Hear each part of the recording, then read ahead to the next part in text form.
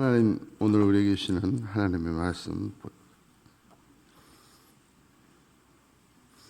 이사야서 61장 1절에서 3절까지 말씀 함께 읽습니다. 시작. 주 여호와의 영이 내게 내리셨으니 이는 여호와께서 내게 기름을 부어 가난한 자에게 아름다운 소식을 전하게 하심이라. 나를 보내사 마음이 상한 자를 고치며 포로된 자에게 자유를, 갇힌 자에게 노임을 선포. 여호와의 은혜의 해와 우리 하나님의 보복의 날을 선포. 모든 슬픈 자를 위로한 무릇 시온에서 슬퍼하는 자에게 화관을 주 그 죄를 대신하며 기쁨의 기름으로 그 슬픔을 대신하며 찬송의 옷으로 그 근심을 대신하시고 그들 위에 나무 곧 여호와께서 심으신 그 영광을 나타낼 자라 일컬음 받게 하려 하십니다. 아멘. 오늘 본문에 수많은 사람들 가운데서 하나님이 선택하셔서 하나님의 영광을 나타낼 사람을 말하고 있습니다. 하나님께 영광을 나타낼 사람, 다시 말하면 하나님께 쓰임받는 사람을 말하기도 하는 거죠. 어떤 사람이 하나님께 영광을 나타내는 사람이냐, 어떤 사람이 그냥 내 마음대로 또 그저 적당히 사는 것이 아니라 하나님께 쓰임받을 수 있느냐 하는 거죠. 기왕에 한 번밖에 살지 못하는 인생, 쓰임받고 하나님의 영광을 나타내는 삶이 되기를 원합니다. 세 가지입니다. 첫 번째가 주의 영이 내게 임하셨으니 성령을 받으라 하는 겁니다. 우리의 일상이라고 하는 것이 내 힘과 의지가 먼저 있어야 됩니다. 힘과 의지가 없으면 할 수 없죠. 두 번째는 체력이 뒷받침되고 또 재력이 뒷받침되고 여건이 뒷받침되어야 됩니다. 그렇지 않으면 할 수가 없는 거죠. 그러나 이것보다 더 중요한 게 뭐냐? 영의 나라는 영이 있어야 되는 거예요. 우리가 아무리 돈이 많고 체력이 되고 내 의지가 강하다고 해도 영이 잘못되어 버리면 이단에게 또는 마귀에게 이용당하는 그런 인생밖에 되지 않은 것이, 영이 잘못되면 우리의 육신은 그대로 따라가게 되어 있는 거예요. 그래서 어떤 종교가 그 나라를 다스리느냐, 지배하느냐, 이건 대단히 중요한 거죠. 전 세계에서 우리나라처럼 아주 막강한 종교들이 이 세 개, 네 개가 함께 거의 비슷비슷하게 다스리는 나라가 없어요. 희한하죠. 그런 거 보면 우리나라가 굉장히 영적으로 강한 나라는 거죠. 한 영이 지배하지 못할 정도로 사람들의 영이 강한 거예요. 특별히 대대로 내려오는 어느 지역이든 무속적인 영이 있는 거예요. 그 토속적인 영이. 그런데 그 토속적인 영이 이 조그만 나라, 이 대한민국을 넘어서는 나라가 없는 거예요. 참 영적으로 대단한 나라거든요. 그런 나라에 가장 늦게 전파된 기독교가 나라에서 가장 강력한 종교가 된 것도 하나님의 또 큰 은혜인 줄 믿습니다. 그래서 기독교가 다스리는 나라나 기독교가 이끌어가는 나라는 그 특징이 있어요. 운명대로 살지 않고 운명을 만들어 나가는. 모든 다른 종교는 집권 지배자들이 다스림에 이용당하는 거예요. 그래서 힘들고 어렵고 잘못 살아도 팔자다 이렇게 생각하게 만드는 거예요. 그러나 기독교는 아니다. 오늘의 삶이 끝이 아니고 전부가 아니고 내일 달라져야 된다. 이렇게 하는 거죠. 그래서 영이 가장 중요한, 예수 믿는다고 하면서 제일 중요한 건 뭐냐? 성령의 세례를 받았는가 받지 않는가. 내가 지금 성령님과 동행하고 있는가 동행하지 않고 있는가. 이게 제일. 예수님도 성령이 임해서 성령의 세례를 받기 전에는 30년 동안 침묵하셨어요. 성령의 세례가 임하고 난 뒤에, 성령 세례로 받고 난 뒤에 비로소 3년간의 공생애를 시작하신 겁니다.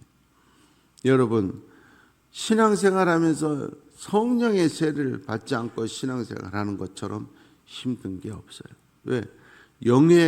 성령의 체험과 성령의 인도하심이 없으면 하나님께 쓰임 받지를 못해요.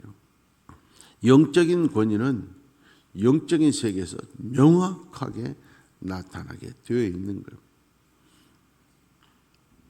오래전에 제가 부임해가지고 한 1년 조금 넘었을 때 영적으로 굉장히 불안한 두 사람이 있었어요. 둘 다 귀신 들려가지고 우리 교회에 나왔었는데 두 번째 귀신 들렸던 그 사람이 굉장히 우리 권사님들이 많이 모여서 기도하고 그랬었거든요.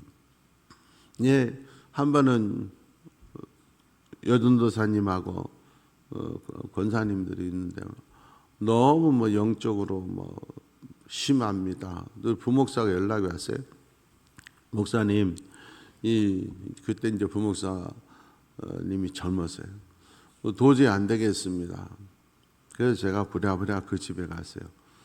집에 들어가서 응접실에 딱 들어갔더니 막 땀을 뻘뻘 흘리고 기도하고 있는 거예요. 그래서 이제 기도해 줬는데 그 발작이 멈췄어요. 근데 끝나고 나서 오는데 우리 부목사님이랑 권사님들이 참 귀신이 용하긴 용하다고. 왜냐 그랬더니 한참 기도 막 발작 소리 지르고 그러더니 갑자기 귀신이 딱 조용히 하더니 너네 대장 바뀌어왔다 그러더라고요. 제가 문에 도착했는데 너네 대장 바뀌어왔다 그러면서 그때부터 조용하더라는 거예요. 영적인 건 명확하게 나타납니다. 영적 권위, 영적 질서가 있는 거예요. 명확하게. 명심하세요. 내가 영의 사람이 아니다고 하면 신앙생활이 힘들게 돼요. 쓰임받을 수가 없어요. 성령의 세례를 사모하시고 예수님도 성령 세례 받기 전에는 너네 사역 못한다. 기다리라. 하나님 앞에 간절히 부르짖어서 성령의 세례, 성령 충만한 우리 성도들 되기를 원합니다. 두 번째, 성령의 세례를 받고 하나님의 영이 임하는 이유가 뭐냐? 복음을 전하기 위해서다. 내가 항상 복음을 전하기 위해서 어떻게 할까를 고민해야 돼. 그러면 하나님이 모든 걸 뒷받침을 해주게 돼요. 내 목표를 이루기 위해서가 아니라 복음 전하기. 하나님이 우리에게 맡기신 죽어가는 영혼들을 살리기 위해서 내가 성령 충만해야 되는 거예요. 그 영혼 살리기 위해서 하나님 제 영의 능력이 부족합니다. 권능을 주십시오. 기도해요. 그러면 하나님이 주시는 거예요.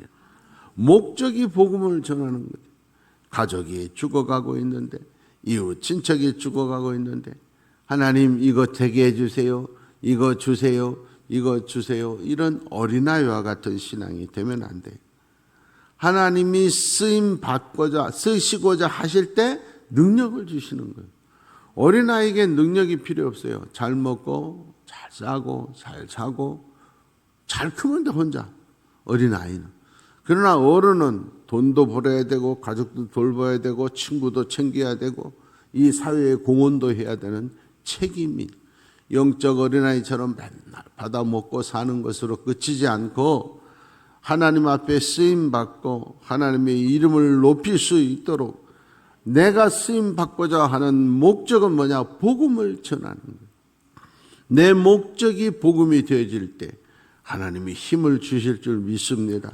항상 나의 모든 목적은 복음을 전하는 거예요. 오늘 성경은 말합니다. 내가 은혜의 해가 다다라왔다. 그 은혜의 해는 보복의 날이기도 하다. 오늘 이렇게 말해요. 오늘 성경에 하나님의 영이 임하셔서 내가 은혜의 날을 선포한다. 그 말은 이스라엘 민족은 7년에 7번, 77에 49년이 지난 다음 해 50년째를 은혜의 날이다. 은혜의 해라. 신년을 선포하고 하나님 앞에 모든 것을 원상 회복시키는 거예요. 그래서 내가 종살이를 하더라도 50년째만 되면 그 사람은 종에서 풀려나요. 빚도 안 갚아도 돼요. 다 탕감돼야 돼. 그래서 50년째 되는 은혜의 날, 해마다 50년째 되는 날은 모든 것을 다 회복받을 수 있는 복된 날인 거예요. 이전에 내 모든 것이 다 용서받는 날이라는 거예요. 하나님이 영임하고 내가 복음을 위해서 열심히 전파하겠다는 목적으로 간절히 기도할 때 하나님께서 모든 것을 회복시키는 은혜의 역사가 처음 되어질 줄 믿습니다. 모든 것을 회복시키는 그날이 우리만 회복되는 게 아니라 우리의 눈물만 닦아주는 것이 아니고 우리를 힘들게 했던 자들에게는 보복의 날, 심판의 날이 된 줄을 믿습니다. 내가 원수 갚으려고 하지 말고 내가 판결하려고 하지 말고 다 맡겨두고 나는 성령 충만해서 복음 전하는 자로 살아가게 하여 주시옵소서. 노력할 때 하나님이 내 모든 거 회복시켜 주시고 나를 힘들게 한 자들 다 심판하실 줄 믿습니다. 그 날이 반드시 옵니다. 마지막으로 하나님 앞에 쓰임받는 자는 어떤 자느냐? 나와 내 가정만 잘 사는 이기적인 삶이 아닙니다. 하나님의 영이 내게 임하셨고 하나님의 은혜의 날 내가 복음을 전하는 자로 쓰임받는데 어떤 자들에게 가장 먼저 전하느냐? 세상에 갇힌 자, 상처받은 자, 한마디로 소외된 자들에게 복음을 전하게 하시려고 성령이 나에게 기름을 부어주셨고 나에게 능력을 주셨고 모든 걸 회복시켜 주셨다. 예수님께서 성령의 기름 부으심 받고 예수님께서 복음을 전할 때 어떤 자들에게 가장 먼저 전했냐? 이 땅에 소외된 자들에게 전했다. 명심하십시오. 우리는 우리 앞에 우리 주변에 있는 어려운 자들, 불쌍한 자들을 도와야 되는 게 선택사항이 아니고 의무다 하는 거예요. 우리 교회에서 해마다 다문화 가정 고향 방문을 지원하고 있습니다. 보통 한 번 할 때 400만 원, 500만 원 이렇게 들지요. 그러나 돈의 액수가 문제가 아니고 그러한 것들을 지원하면서 우리 교회 교인이 아니어도 우리 여수 시민이면 우리가 이제 도와주고 있습니다. 많은 사람들이 대단하다고 칭찬하고 그렇지만 제 마음속으로는 이번 주일날 또 우리가 이번에 지원하는 가정 지원하지만 마음속으로는 항상 그때만 되면은 마음속으로 보고를 받으면서 하나님 내년에는 더 많이 하게 해주십시오. 더 많이.